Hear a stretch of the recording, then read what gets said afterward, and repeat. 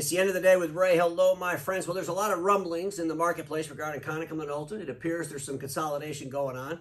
You know, I haven't been shy and predicted that Konica Minolta would get rid of all of their direct operations, both here in the United States and abroad. And I believe it's just a matter of when. And I believe maybe this consolidation that's going on right now is the beginning of when. But today what I want to do is I want to go back to the year 2020, and I want to share with you what IDC was talking about regarding Konica Minolta, regarding their ability to help end users transition into a more digital landscape, to help end users discover the workplace of the future today. And so without any further ado, I want to jump on the Sharp Interactive board. I'm going to read you what IDC was saying, and then I want to ask IDC some questions about what they said back in 2020. And folks, to be real honest with you, if I saw this in 2020, I would have asked the questions right then. Because I know what they're saying, but I think they could have said it in a way that made more sense to not only the end users, but to the dealers that are looking at Konica, to everybody that's looking at Konica as the shining star on the hill that supposedly is doing everything correctly, that supposedly is out there knocking it out of the park with IT services and voice over IP services and ERP services. And in all reality, over the last couple of years, I've asked them pretty vocally, why don't you share your success around all covered? If you shared your successes around all covered, well, not only would I say, wow, I was wrong, but your shareholders might actually have some hope.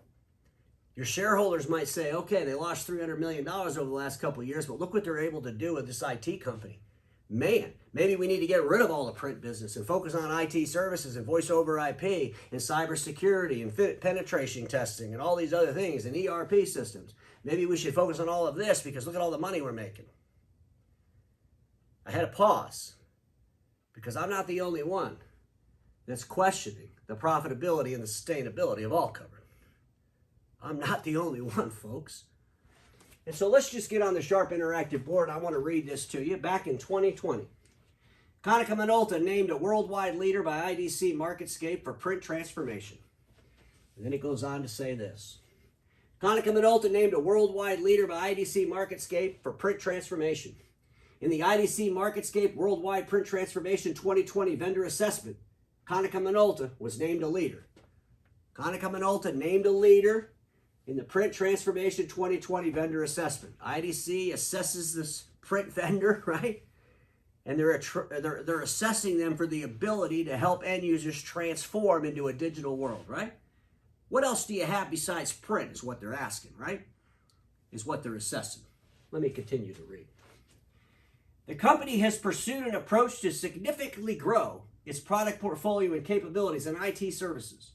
The IDC MarketScape states that Konica Minolta has successfully executed this plan in targeted areas such as managed IT services, security, voice over IP, enterprise content management, business process outsourcing, and vertical-specific ERP and CRM solutions.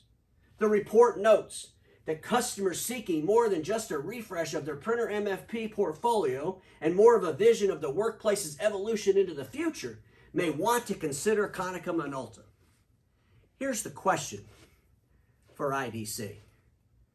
I know what you were saying, but I think you should validate it maybe in today's videos in the comments.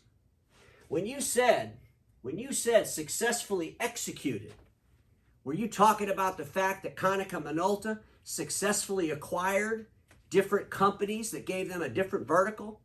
They successfully acquired all covered. They successfully acquired a phishing penetration company. They successfully acquired an ERP system at a garage sale. They successfully bought these pieces of the puzzle. Or did you mean that they're successfully executing the pieces of the puzzle they bought into the end users that used to just buy print from them? Because there's a huge, huge difference in those two scenarios. Anybody can go out and buy a bunch of companies to build out a portfolio. All they got to do is get some money. But delivering those products and services successfully to the print customer is a whole different story. And that's the story our industry needs to be paying attention to. That's the story our industry needs to hear about the successes on, because that's the story that's the future of our damn industry. Even IDC knew that back in 2020. But was IDC recommended to end users to consider Konica Minolta based on the fact that they just were able to buy up these companies? Or were they saying you ought to look at Konica Minolta because they can execute in the marketplace all these products and services? Folks, this is a big deal.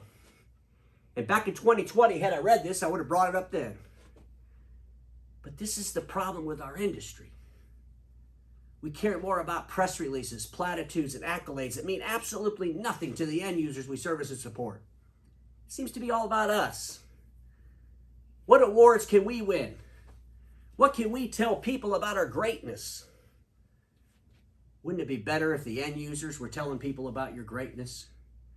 Wouldn't it be better if your financial statements were telling your shareholders and your investors and your stakeholders of your successes because you're actually making money and profit and dividends? Wouldn't that be a better scenario? I believe it would be. And going forward, to all of my dealer friends, pay attention to this. Pay attention to the nonsensical press releases. Question IDC when they come out with these reports, and I'm going to look my best to keep up with it. And if you see one out there that you think needs to be questioned, send it to me. Because there's not a lot of people in our industry that question anything. But I'll be more than happy to continue doing that. Because there is a story here. There is definitely a story here. An OEM that spent 13 years buying all the pieces of the puzzle, putting opportunity on top of opportunity. But putting opportunity on top of opportunity doesn't matter unless those opportunities are recognized by end users, successfully delivered to those end users, at a profit to those who deliver it. Doing things for nothing isn't sustainable. Doing things based on a dream isn't sustainable. Doing things based on hype isn't sustainable. Doing things because the market appreciates what you're doing and they're willing to pay you for that added value and you can make a profit, that's sustainable. That's something to brag about. Ladies and gentlemen, just some things to think about, because everybody watching me knows this. Status quo is the killer of all that'll be invented. Don't get stuck in status quo, and I'll see y'all tomorrow.